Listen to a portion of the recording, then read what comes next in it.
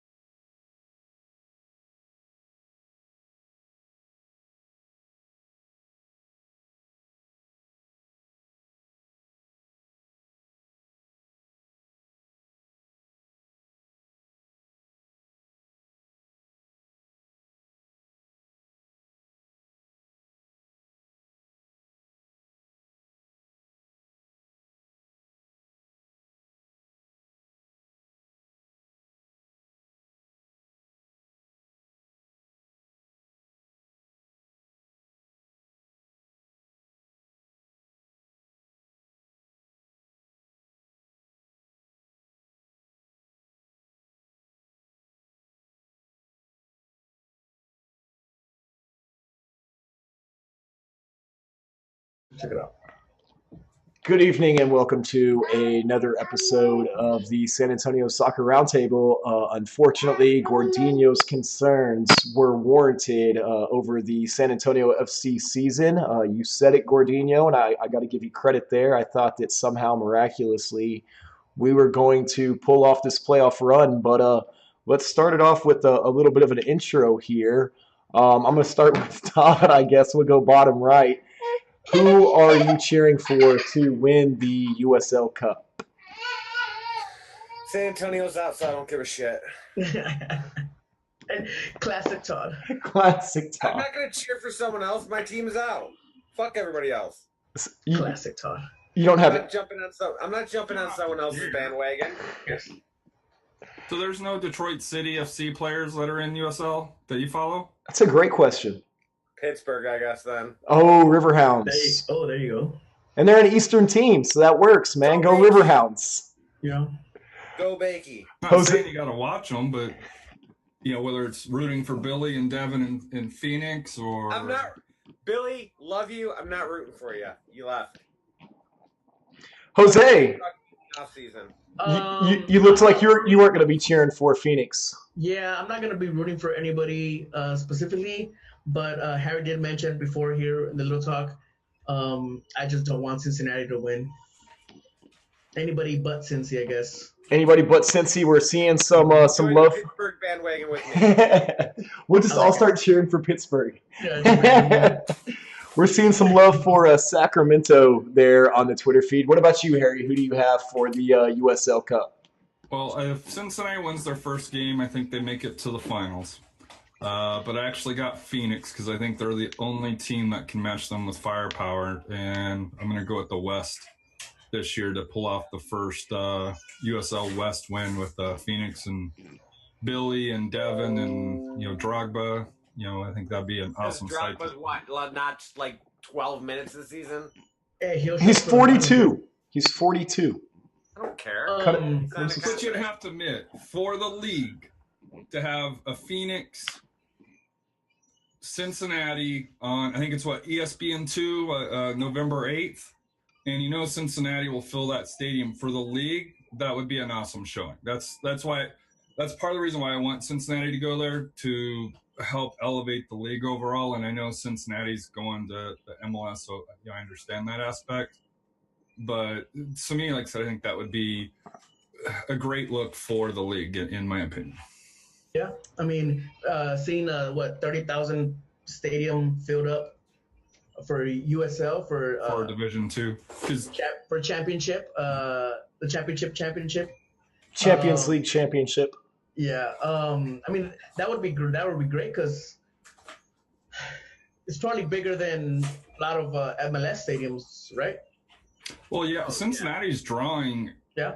top 20 5, top 6 of MLS teams So compare them to MLS, who would beat Cincinnati? Would be Atlanta and Seattle, maybe. That's it. Atlanta and Portland. Portland. Seattle.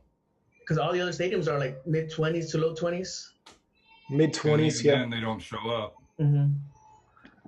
Yeah, no, that'll be interesting. I mean, I'm with you there. I guess I'm going to have to go for the River Hounds as well. Now, didn't Nashville get in? Didn't Nashville just like Yes. barely? So Yeah.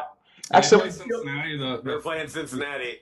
Your man crush. Your man yeah, crush. Michael Reed. I might have to go for Nashville, baby. Send me a There's T-shirt. Tier Packs. Don't forget, Tier Packs on the team too.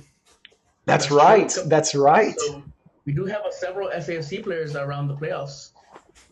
Just not playing for San Antonio FC, unfortunately. And who chose to leave on their own accord.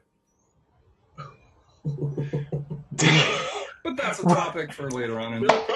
It's all downhill from here. All down. Are we recording? No, I'm kidding. We're not- Are we live? I thought this was like pre-show discussion right here. No, but so as we mentioned, obviously everyone knows by now, San Antonio FC not going to make it into the playoffs this year. We were kind of joking earlier about what is this 2016. But, you know, we played against RGV. Unfortunately, we couldn't get the job done against RGV. And at the end of the day, the PK at the end there didn't even matter because you know who did show up to play? Was it 6-1 at the end? 5?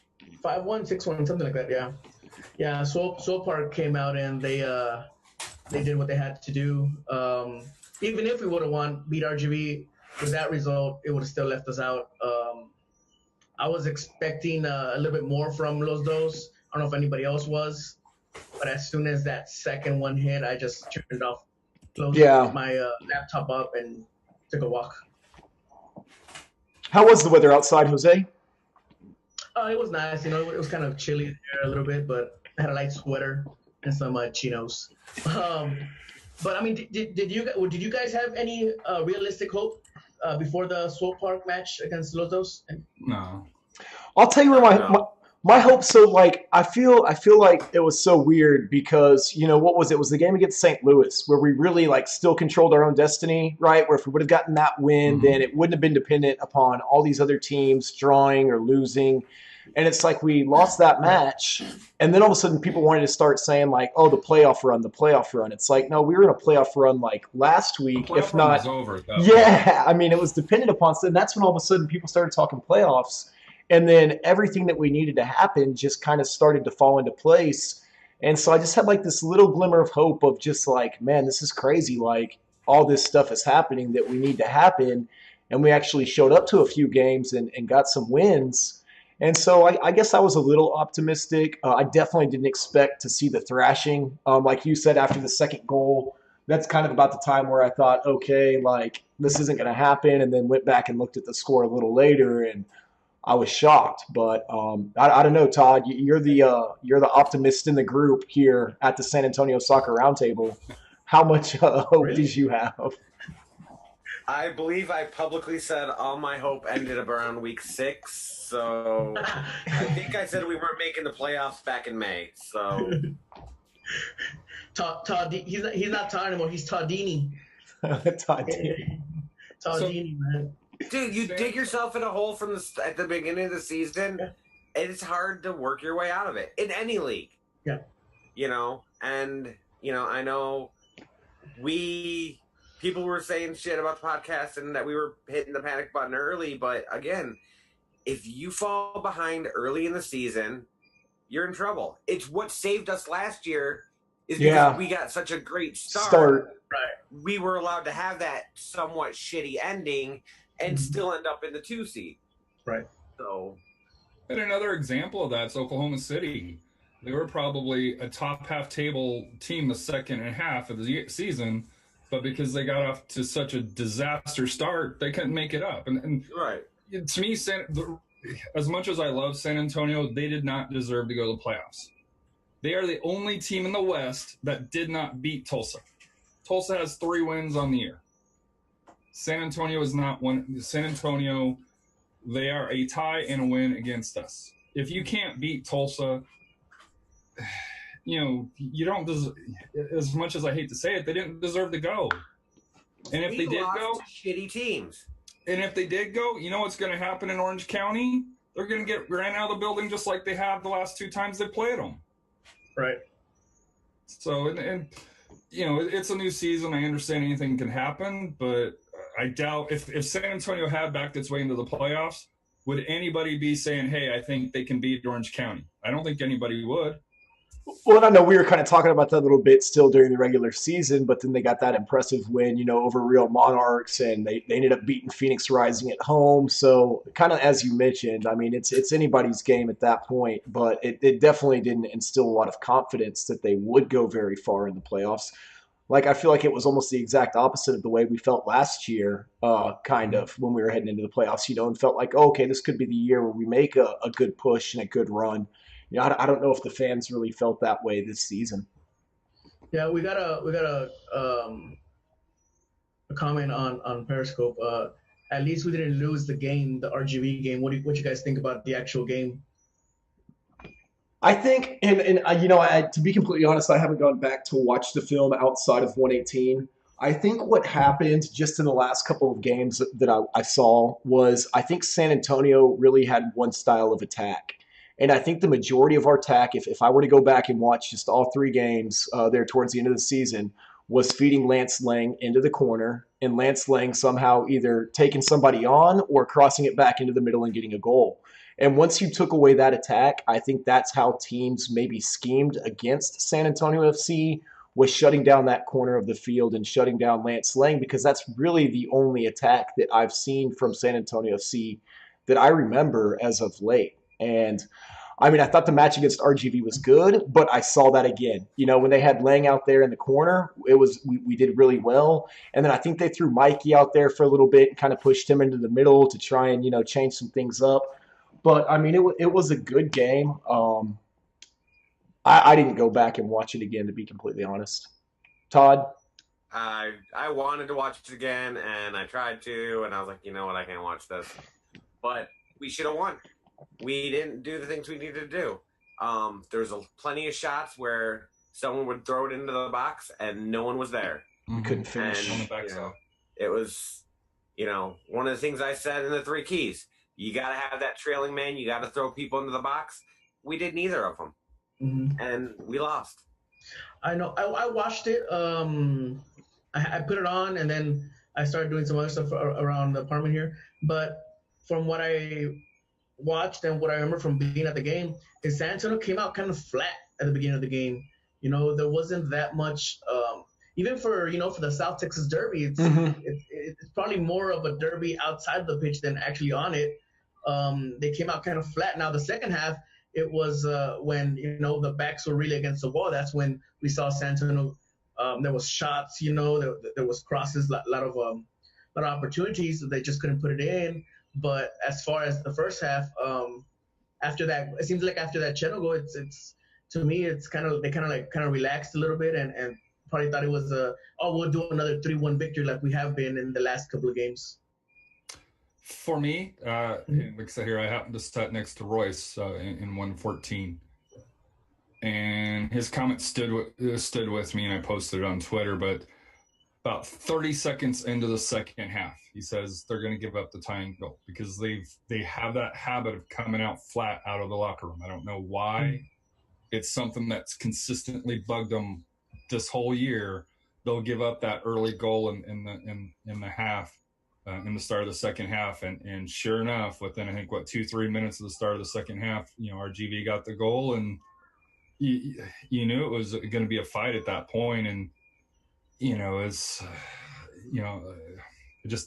it's the same things we've talked about since week 4. Nobody's in the box, nobody's trailing, the passes are off by a step or two. They get a goal early, and then they relax. They go, hey, we got this. They think that their last year with the all-star defense, which they don't have. And, I thought it was a hard-fought game on both sides, physical like normal. But, it was the same thing that bugged SAFC all year. Microcosm right there in the final game. And, it is what it is. And I'll take issue with, this is a real derby because, where was the Stampede? Where was the RGV supporters? Hell, where were the San Antonio Where FC are supporters? they in RGV though? Huh? But you can't have a derby if nobody shows up. That's Yeah. No. I mean, I don't think the derby technically has to mean supporters traveling away to other matches. I think a derby is made on the pitch. I mean, you can hype it up and you can put all this social media around it. Oh, South Texas Derby just because we're close by. But I think a derby, really a derby, it's made on the pitch. You win one game, we win another one, you win one, or we kick you out of the playoffs and stuff like that. But I mean, you don't see many Barca fans at Real Madrid or vice versa. Just because they don't travel, it doesn't mean it's not a derby. It's the biggest derby in the world. I mean, but going back to the game, I think RGV there had a pretty good chance to win it actually. Enriquez was dangerous all night, just like Edson had told us. Yeah. He was dangerous all night. I think Cardoni had to do a miracle save there towards the end that could have cost us a game. Yeah. And you know who else I thought stepped up really big was Mo. I thought he had an excellent game. He's really impressed me. He had some tackles there inside the box where he was one-on-one, and I was just like, man, that guy's legit. Like, I had some doubts about him after that first game that he played where he looked a little weak, kind of made some stupid penalties and stuff like that. But he looked really good in that game against RGV. So, but again, like you said, Todd, just we couldn't convert any of our chances. I mean, we had a ton of chances to win that game and couldn't do anything with them. And, going back and looking at the PK, yeah, it probably is a call, honestly. It was a PK. I mean, it was. I asked Edson afterwards, and he's like, yeah, it was a PK, but does it really matter? It doesn't. No. It wouldn't have mattered, yeah, because Salt Park ended up winning, but it would at least give us a little bit more hope. Sunday. Sunday. So what'd you think about I know a big issue we've had all year with Coach Powell is his substitutions and the time he makes them, the type of substitutions he makes. Do you think for this game, he actually tried to win it with the subs he made? I had no complaint with the subs. What he put Rafa in like the 60th minute, and then who else did he sub in? Because there were only two, if I remember correctly. It was Rafa, and then there was three. Seth came in for Bryant late. Okay, I missed that one. Caesar came on, and Rafa Caesar came on. Yeah, Cesar was the other one that I was thinking of. Back to the Scorpion years where, hey, Rafa and Caesar's got those fresh legs. Yeah, get out of here. Well, and Caesar creates chances when he's healthy. And you got your two injury-prone players who haven't played at all this year, and you had people that didn't even make the starting 18 that, showed that. Like, where's Bruce? We needed creativity. Gordon wasn't there. Bruce wasn't even on the. Gordon, I think the ending's different because he's able to do it. But Bruce, and that's my biggest frustration. And I don't mind Rafa being on because most likely that's his last game, and I think Caesar's, last game, with SAFC as well. But it just to me, it was whenever Rafa got the ball stopped. It didn't keep moving; it stopped, and then repositioning. It's to me, like I said, I was disappointed in the substitutions, and I love all the effort that they gave. But you needed somebody creative, somebody with fresh legs, and not the slow, heavy legs that somebody in their late 30s or mid 30s have. Yeah. Well, Rafa had a strike on goal. Honestly, on the bench. You had an option, but you didn't put him in the 18. No, but we're not there, available. We don't have for whatever reason he's not on the 18. It's other than that. I mean, what? Who else could he have put? In the 18. In the 18, no, Presley? he made the subs. Presley was on the bench.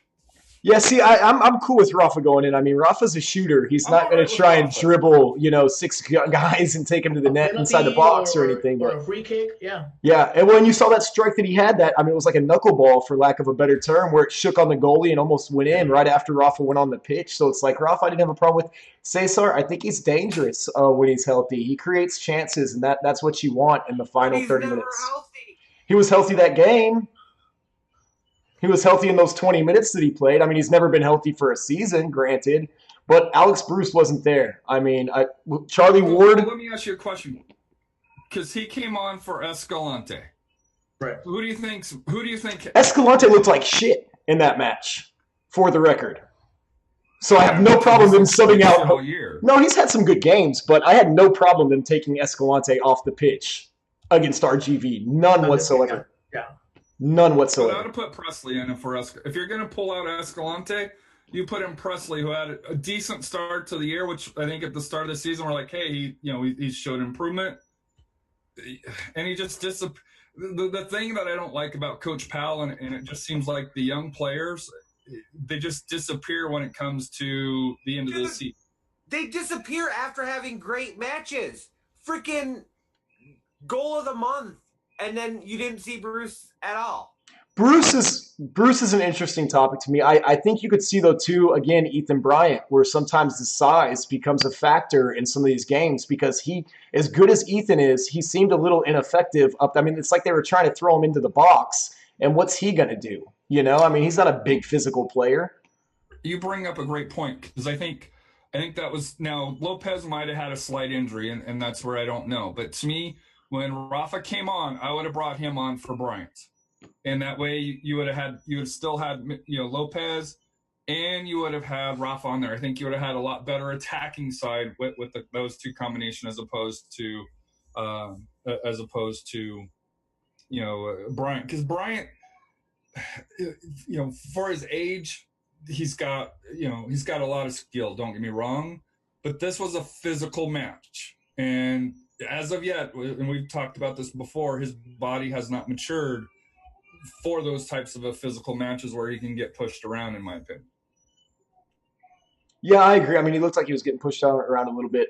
Now, the only other thing I can think of as far as Presley and not putting Presley in was, I think sometimes in some of these games, they don't like putting in some of the youngsters. Now, I'm not talking about Alex Bruce here. I think Alex Bruce played a phenomenal season.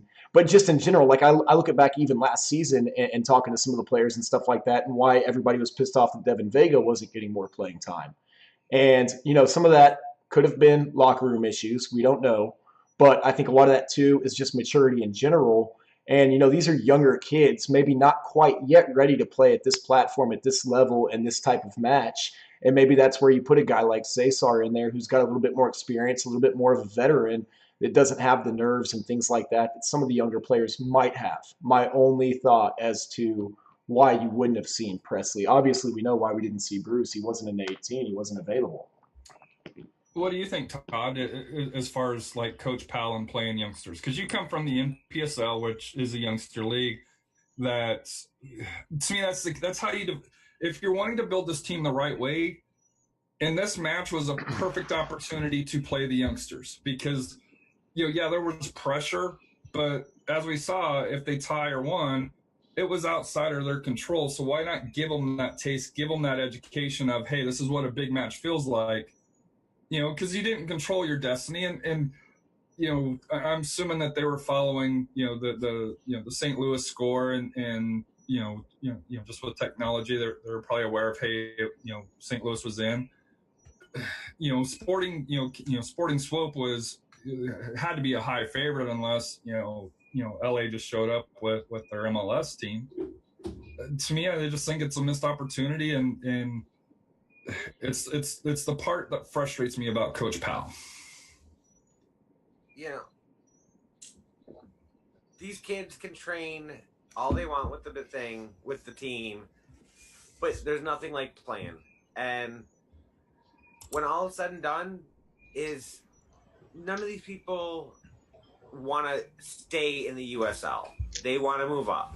So in that aspect, it is somewhat of a developmental league where there's, it's young players building their skills, older players who are coming down because they can't compete at the higher levels, who can then use their knowledge and experience to teach the younger players how to get up. So with that aspect, you got to play the younger players. And to me, the younger players were the highlight of this season. Bruce looked every time Bruce was on. There was that he could score. You saw it. Match 1 with Sacramento. You bring him on in the 85th minute, and it was fingernails saved us. Saved Sacramento from winning that match. He minimal time, 3 goals, ton of opportunities. I thought Sacramento missed out, or San Antonio missed out by not playing him. It's one of those what could have been if he would have seen more time. Even if he wasn't starting, even if he was on the bench coming in when we needed those goals or that spark late. The Rafa role when Rafa was injured. Mm-hmm. I think that's an interesting topic. You said something there that kind of I don't know if I could really even argue against it, was you said that the youngsters were really the highlight of this season. And maybe that's something that we want to get into a little bit deeper, because I could see both an argument for and against that, but especially with, as you mentioned, the limited time that they had this season. You can look at statistics and stuff like that and say, oh, well, so-and-so had so many goals, or, this person had so many assists. But that doesn't really do that justice because of the limited time that they had. So that's an interesting point. And with going back to Bruce, because I'm a big Bruce fan, there was just so many shots that were just so close. He had that one match where he had 2 headers almost go in. And those are the things where you develop those skills the more you play. Yeah. And higher competition you play at, and the full speed real match compared to practice. Well, and not even just Bruce, but Bryant and Presley. I mean, like you said, we'll even go, some, younger Gordon's not old. Those are all fairly young players. And Lopez isn't old. That's true, Lopez. We have young players on the roster that we should be building around, and not leaving them off the game day 18 for 7 or To me, that's the key. What you just said, building the team. Can you do that though? Yeah, can you really build your team in the USL around an Ethan Bryant or a Alex Bruce, who next year may not even be a part of the squad anymore? How do you build a team around a guy like that? Well, here's the thing. You're signing these people, most of them, to single-season contracts. Maybe there's an option, for either the player or the thing. But, I know what some of these players, you're paying them shit. Well, that's what I mean. I think it's tough to even when you go into the cost of living, and we're paying their apartment as we're rooming them with somebody else and all that stuff, they're still paid for shit. Yeah, no, I agree. No offense, freaking Bill Miller starts at $12.50 an hour. They're making less than that if they were full time. They got great sweet tea. And they got good sweet tea, according to. What's crazy though? Sweet tea, Todd? None of those players. Have you not had their sweet tea? I'm from fucking Michigan. We don't drink sweet tea. Just of course. Don't get their barbecue. Don't get their barbecue. So what's crazy is none of the players that you just mentioned even made it on the USL's 20 under 20. Do you think that's a minutes thing? Of course it's a minute thing. If you're not being seen, you're not going to get 20 under 20. But the 20 under 20 is, in my opinion, a sham as well, because 18 of the 20 were MLS2 or loaned affiliated. Tulsa had a couple FC Dallas players on there, so. True. But that's exactly the reason. It's mostly Saunders 2, Red Bulls, and it's the homegrown players. Los Angeles 2, because they're giving their youth players a chance to play and can minutes more.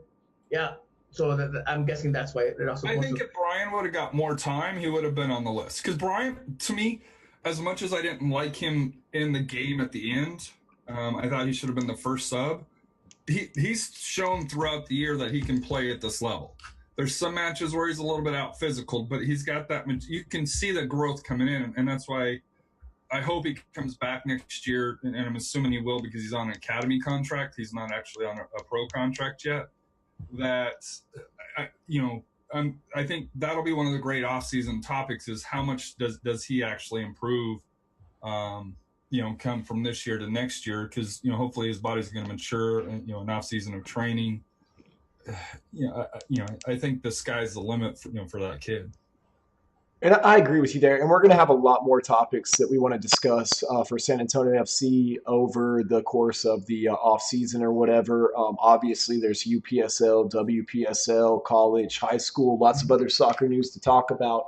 But I know we kind of joked around a little bit about this being the season finale for San Antonio FC. And by no means do we mean that. We're going to try and come up with some interesting topics to discuss around San Antonio FC and share on those and see what we can come up with in the off season for Coach Powell, if he's still here. Dun, dun, dun. Next year. I'm in that right now. So you heard Harry's take on it. We'll get into that kind of discussion. Maybe do another report card, grade some different players who we hope to see back. We want to hear from you guys, too, that are watching this and just kind of get y'all's engagement and see what y'all's thoughts were on not just what we saw on the pitch, but what we saw off the pitch. So we'll be doing a lot of that stuff on social media. By no means are we done talking San Antonio FC. So just wanted to put that out there. But did anybody else have any USL-related stuff that they wanted to discuss before we kind of move into some UPSL stuff? What'd you guys think of New Mexico's logo? Oh, no. I did not see this. I actually thought Mike Pendleton, who's a Tampa Bay Rowdy supporter, did a redesign. Oh, really? His redesign Better? was really close to the original. Very close. But it was better. Simple changes. Send that to me after or maybe we'll tweet it off the. Oh, yeah, that one. The DC United revamped one. Or Columbus Crew, excuse me. I'm sorry. That one. Columbus Crew. Yeah. Yeah. What else happened around the USL? Just that, right? Locomotive. That's pretty much it. And just playoffs coming up. Something none of us care about. Blah, blah, blah. Happy Todd. Oh, didn't somebody mention something about the boat news coming up here shortly? Tomorrow they're going to have stadium renderings out, listening to the throw-in. The only other big news in South Texas was the Crew staying in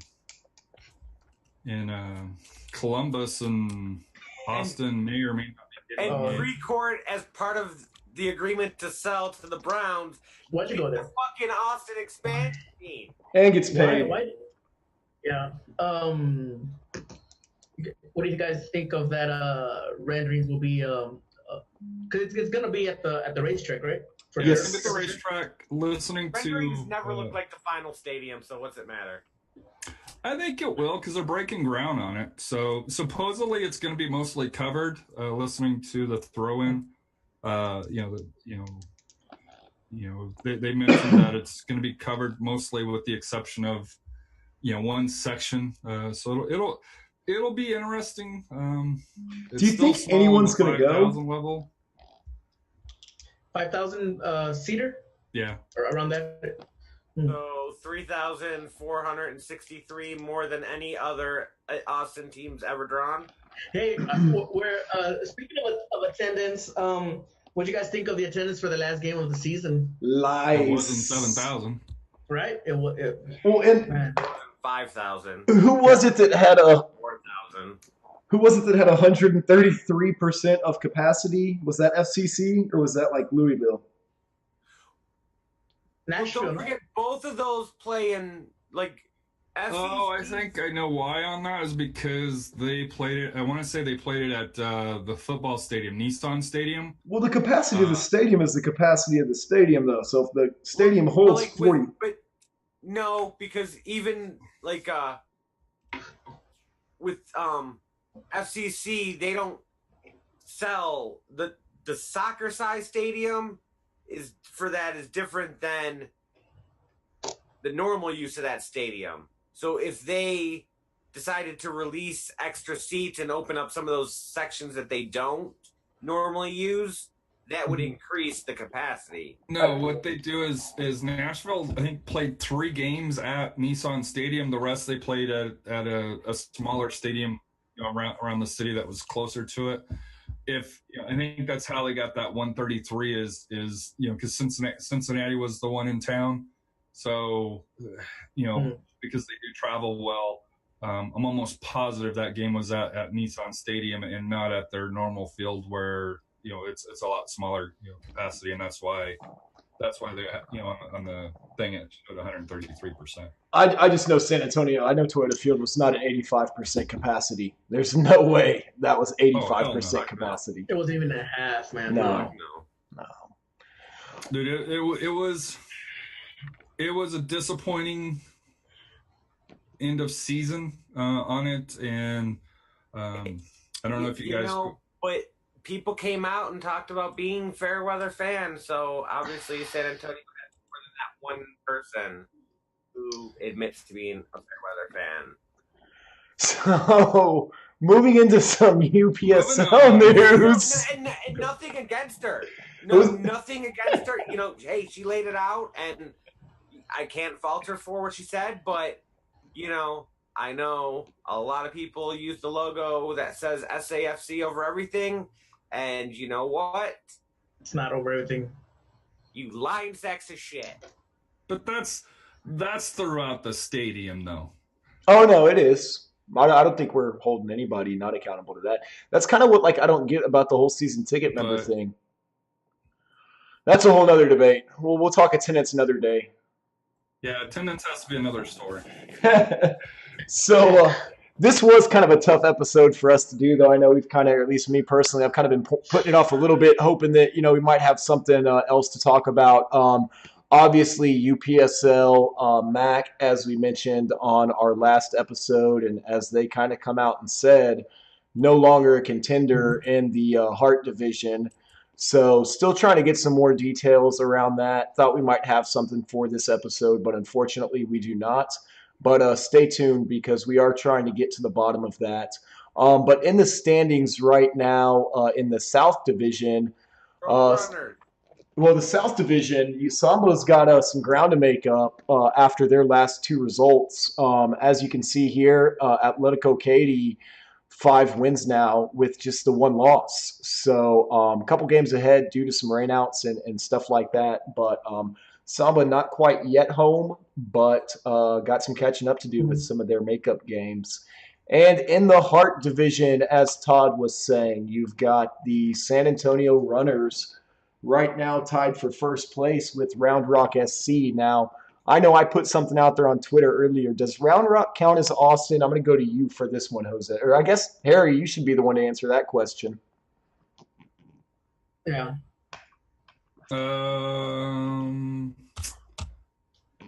That's where Austin. Fuck Austin. It doesn't say Austin in their name, so I say no.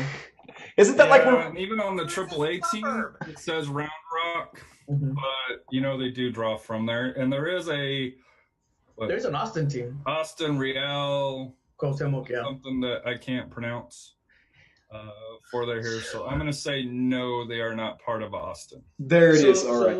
So I think going back to Samba, a lot of their matches have been away. And I think they've done what have been rained out. So. Yeah, also that. I think they've done what they can away from home. Yes. And I think, I mean, to be in that standing with so many matches at home left, I think it's okay. It's not the best, but it's okay. It's doable. They can come home and go on a good home win because they don't have to travel. You know, you're not going to have that much because traveling does take a bit of out of you, especially if you're heck yeah traveling by car, by bus. Van or whatever. Yeah, exactly. You're stuck in a van with 10 other guys, you know, feet everywhere, thinking of the place. So you're not at your optimal level once you go out of town. So hopefully they can make up some ground being here at home.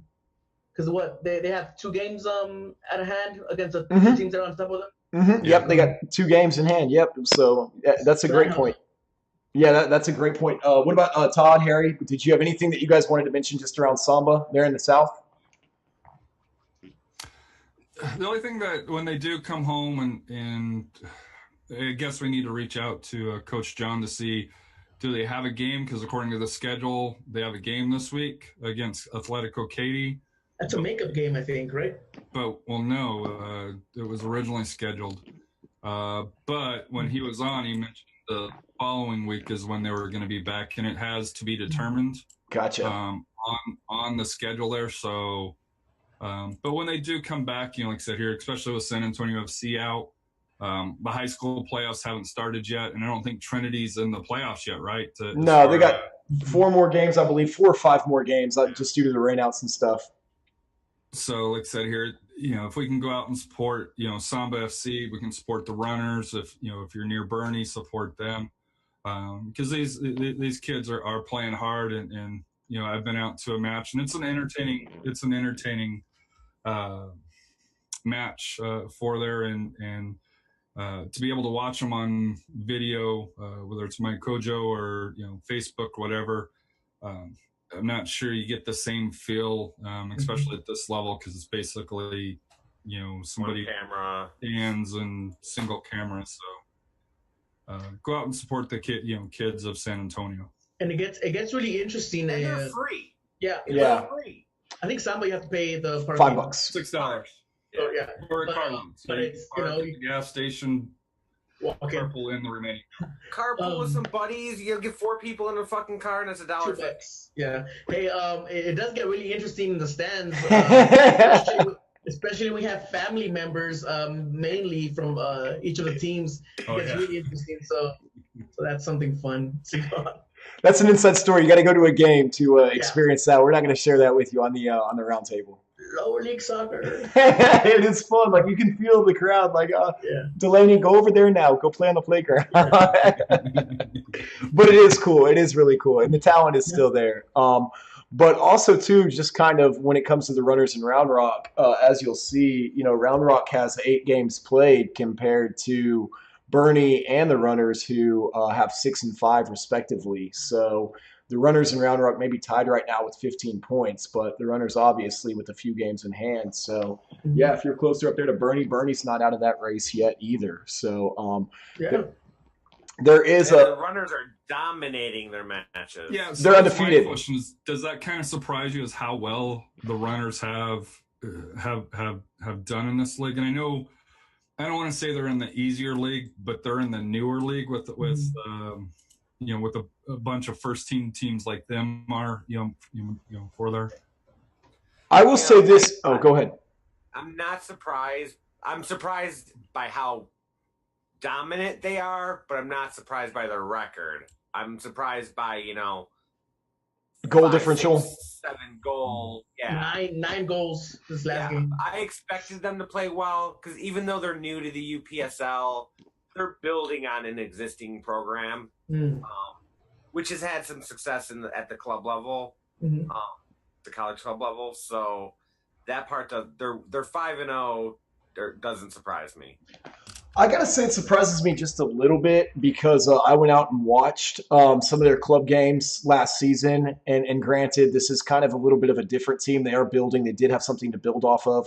But I mean, when you're watching like the San Antonio UTSA play like Northwest Vista, and stuff like that, like, you don't realize how good a lot of these kids are, that they can compete at this level just due to some of the strength of schedule and stuff like that. Because like I say, I honestly wasn't expecting them to do this well, just knowing how well some of the Austin teams have done in the past. And obviously, as you mentioned, not really playing any of the Houston teams, so don't really have that strength of schedule. But it surprised me a little bit. I mean, as you mentioned, more like the goal differential than the record, that they're doing this well in their inaugural season in the UPSL. But I mean, they're shutting people up, that's for sure. Kudos to them. Kudos to Mason out there, that's doing a great job. And then I want to also mention the UTSA runners, the women's team. They have 3 matches left. This Thursday against ODU, Old Dominion. Sunday against on the 21st against Charlotte, and that's a noon game. And then they wrap up against UTEP next Friday night at 7 here. So I know I'm going to try to get out probably that Sunday have a scarf for $20 that I want to get, the UTSA soccer scarf. So that would be something that that if you have the opportunity, go out and support the lady runners. For that here, and as their season winds down for women's college soccer. How's Trinity doing? Do they have coming games here this weekend or? I'm not sure if they have any games here this weekend. They beat Dallas. Last rankings I saw, they were ranked sixth in their conference. So yeah, I mean they're still doing good. Like I say, I was talking to Diego just a little bit at the tailgate on Saturday because he is their goalie coach. And he told me that they had about 4 or 5 games left before the regional playoffs and stuff like that will start. So still time to go check them out as well. Are they gonna do the playoffs here again, or would that be? Yeah, they should be decided. Actually, they got 2 more home games. The Friday the 19th against Shriner, and then Tuesday the 23rd against Southwestern Texas. And then they go on the road the last 2 weeks up to Colorado and play Colorado College and JW up there. So this Friday and next Tuesday will be their last 2 home matches of the year before playoffs. And you would expect home field advantage. Like 6-0 earlier. Home playoff. Yeah, so they should have some home playoff games that will definitely be out there too. UPSL announced the match of the week this weekend, and we were talking about it a little bit earlier, but it's going to be the Runners versus Round Rock at 4 p.m. So, if you want to go out there and see the Runners play, 4 o'clock game on Sunday. But did you guys, let's do our final thoughts, man. I think it's time, like I said, this was kind of a hard episode to get through just with San Antonio FC and the way that all went. Todd, I'm going to start with you just because, again, you're there in the bottom right of my screen, buddy. Final thoughts? Too early to hit the panic button for 2019? Yes. I'm going to say yes, too. A little too early. Gordinho, you were too early, Todd. All in all, the results weren't what we wanted, but we were out there every week, and it was a good time. It was a good time. And we'll talk about some of our favorite memories. Gordinho, final thoughts? I mean, wish it could have turned out a different way. Wish we could have gone at least 1 game into the playoffs, even though it would have been an away match. But, it's football, Sometimes you're up, sometimes you're down, and it's all about supporting the team no matter where you end up at the end of the season.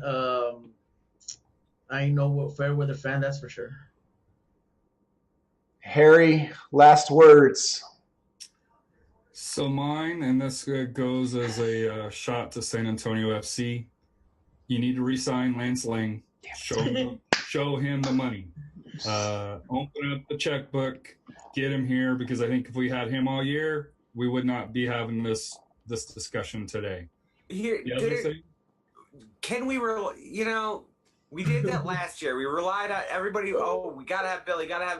What if there's one player that you're going to spend all this money at? No, develop a team.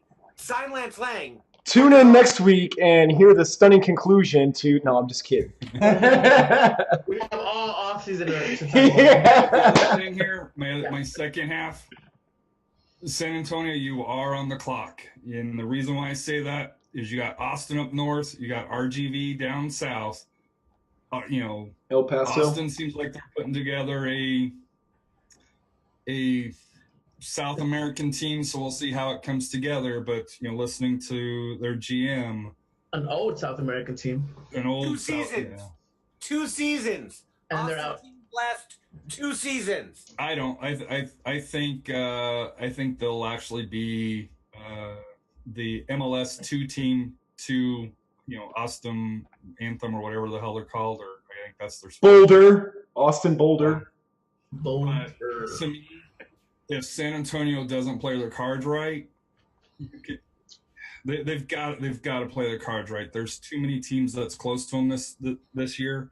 They their little window of, hey, we're the team in the Central Valley, South Texas. It's over. They've got to get results. They've got to make the playoffs. And in my opinion, from some of us that go back to the Scorpion years, the Scorpions have won a title within this time frame. So it's time for San Antonio FC to step up and at least go far in the playoffs.